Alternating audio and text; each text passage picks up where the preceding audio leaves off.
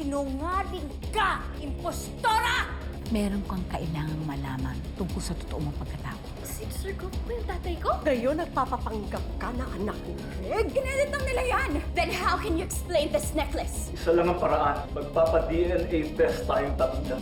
Based sa mga sample kay Sir Gov at kay Tata, sila ay hindi related. Pero paulit-ulit kong sasabihin sa'yo, ikaw ang anak niya dahil yun ang totoo.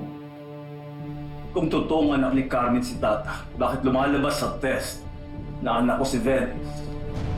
Dahil mga sinungaling at manloloko sila, Papa.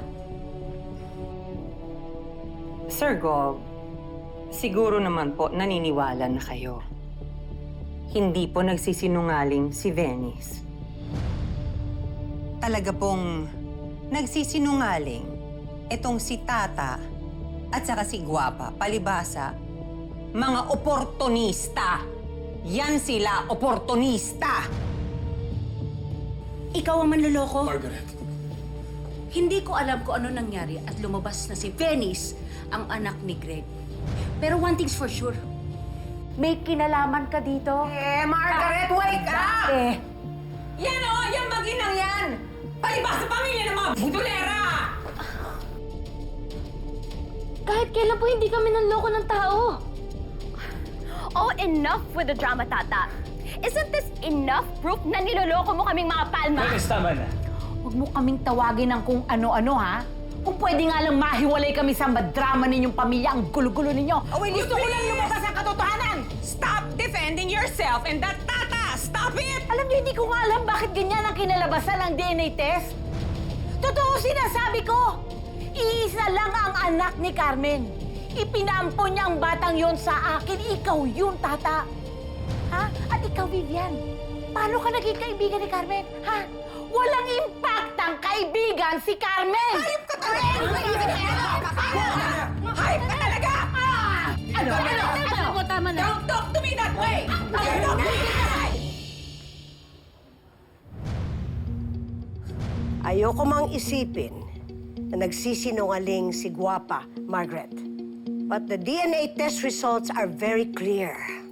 Si Venice ang anak ni Greg. Ang nawawala kong apo. Kaya tigilan niyo na ito para sa kaitatahimik ng lahat.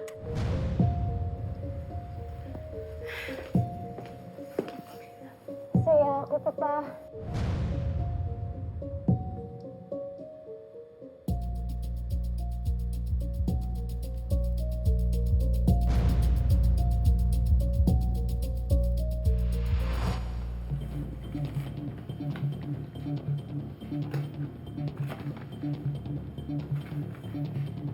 Ito po ang totoong resulta ng DNA test.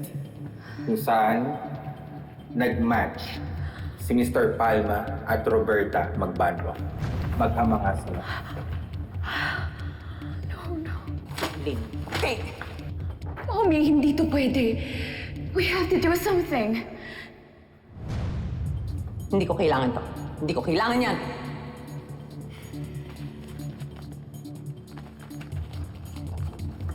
Yan.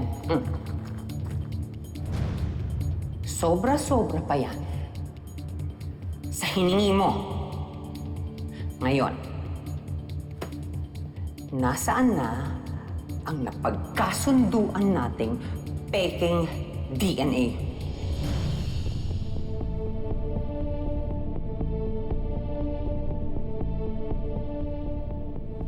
Ito naman po ang peking DNA test kung saan nag-match si Miss Venice at Mr. Palma.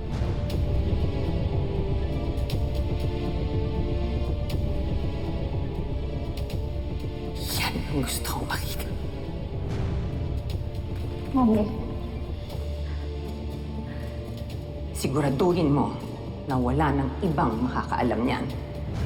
Dahil bukas, kailangan mapaniwala ko ang mga Palma na si Venice ang tunay na heredera dahil magmamatch ang DNA niya kay Sir Gov.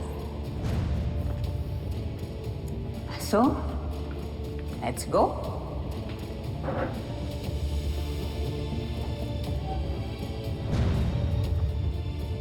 Thank you very much, Doctor. Thank you po, Madam. Till next time. Excuse me.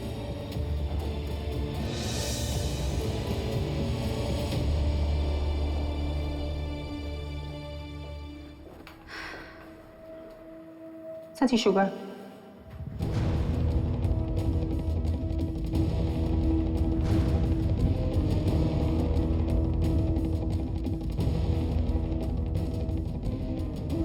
Ate, saan ka naman galing? Iwan ko lang yung cellphone ko. Alam mo ikaw, minsan na tayo napahama niyang pagkaburara mo. Hindi ka pa rin nagbabago. Tatanga-tanga ka pa rin. Lumabas din ang totoo na ako ang tunay mong anak. At wala nang gugulo pa sa buhay natin.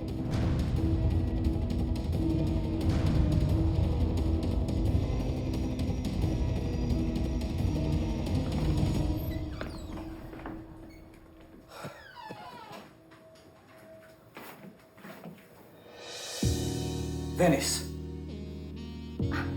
Francis, you're here. Nasira kasi yung hot shower sa kwarto ko kaya dito na muna sana ako makikiligo. may shower doon sa guest room. Doon ka na lang maligo, Venice. Ang selan. Parang hindi mo naman nakita ang lahat ng to. Since parehas naman tayo nagmamadali, why not? Sabay na lang tayo.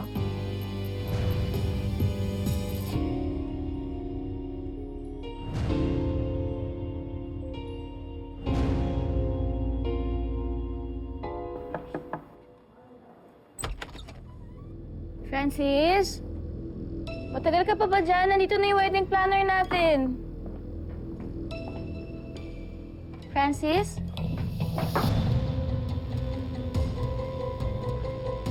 Ano ginagawa niyo? Ano to? Tata, si Venice. Pumasok siya dito at gusto niya daw maligo nang sabay kami. Hindi ko alam kung anong pumapasok sa utak itong babae na to eh. Ba't hindi mo nalang aminin, Francis, na ako pa rin yung gusto mo? Na nandidiri ka kapag nadikit yung katawan mo dito sa fiancé mong malansa at amoy isda sa palengke. Hindi ka ba talaga titigil, Venice? At hindi ako yung palansa dito, ah. Ikaw yung may ugaling bilasa dito. Anong sabi mong babae ka, ha? Venice! Ang dami mo sinasabi, ha? Venice, tama na! Ano mukha mo? Hey! Hindi ka naman baga, hindi! Hey! Kami natin here! Tama na! Ano problema dito? Sir Go, naubutan ko si Venice, nakaubad. Gusto niya daw maligo kasama ako. Tapos ito, sinaktan pa niya si Tata. Venice, totoo ba to?